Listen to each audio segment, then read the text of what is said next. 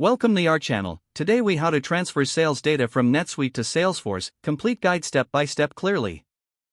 To begin the transfer of sales data from Netsuite to Salesforce, ensure you have administrative access to both platforms. Log into your Netsuite account and navigate to the Reports section.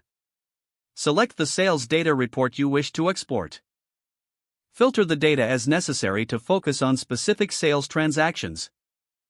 Once you've finalized your filters, click on the Export option. Choose the CSV format for the download. Save the CSV file to a location on your computer for easy access. Next, log into your Salesforce account. Navigate to the Data Import wizard in Salesforce. Select the option for importing standard or custom objects based on your needs. Upload the CSV file you previously downloaded from Netsuite. Map the fields in your CSV to the corresponding fields in Salesforce.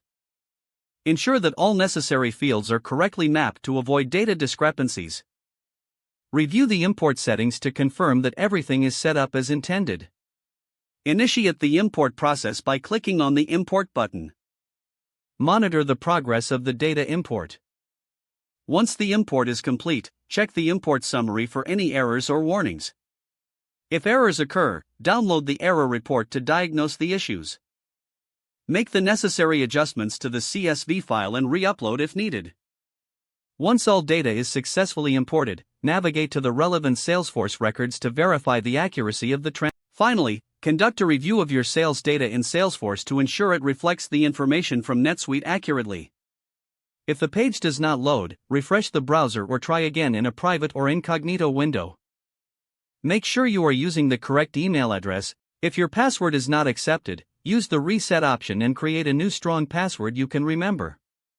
Check your spam folder for verification or security emails, then complete any requested confirmation step. Enable two-factor authentication if available to improve account security and reduce unauthorized access risk.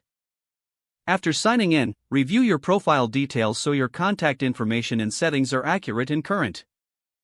If you see an error message, note it down and try again after restarting your device and internet connection. Don't forget to like this video and subscribe to our channel for more step-by-step tech guides.